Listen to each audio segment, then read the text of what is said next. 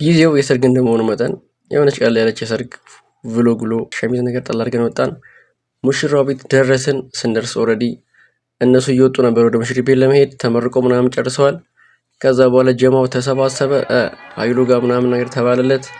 በዚህም በዛም ብለን ሙሽራውን አጀብ አድርግና ቀጥታ ጉዟችን ወደ ሙሽሪት ቤት። እዛ ከመድረሳችን በፊት ግን እነኚህ እዚህ ጋር የምታያቸው ሴቶች አልፈታ ብለው በጣም ረጅም ደቂቃ ነበር ያስቆሟቸው። ብር ከልክሏቸው ምን እንደሆነ እኔ እንጃ። በስተመጨረሻ ልጅቷ ቤት ደረሰን።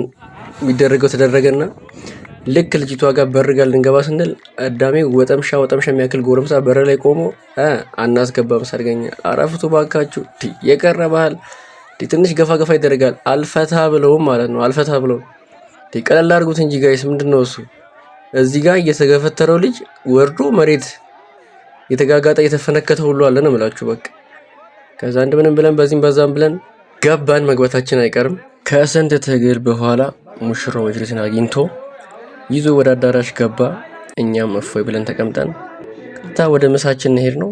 ከዛ በኋላ ሙሽሪትና ሙሽራው ቀለበታቸውን ተደራረጉ። አጠለቀላት፣ አጠለቀችለት። በጣም ነበር የሚያምሩት።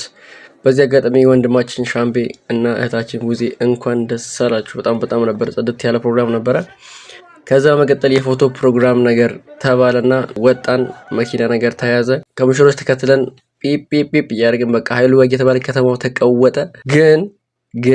ግን አንድ ያልጠበቀ ነገር ተከሰተ። የፎቶ ፕሮግራሙ ከከተማ ውጭ ነው ሲባል አጃቢ ጫኑ መኪኖች በሙሉ አንሄድም፣ ከከተማ አንወጣም፣ የተነጋገርነው እንደዚህ አይደለም ብለው ሁሉም ቆሙ ማለት ነው። እኛም ዝም አላልንም። በበኩላችን ይሄዳል ብላ እንዴ ጫንከን ሁለት ፕሌን ወጣኩ ብለን ብንከራከር የሚሰማን ሰው አላገኘንም። ነገር ግን ሊሳካ አልቻለም። ነዳጅ ጠፍቷል፣ ነዳጅ ተወዷል ብሎ ሁሉም እምቢ አሉ። እኛም ሙሽሮቹን ጥለን ወደ ቤታችን ተመለስ ማለት ነው።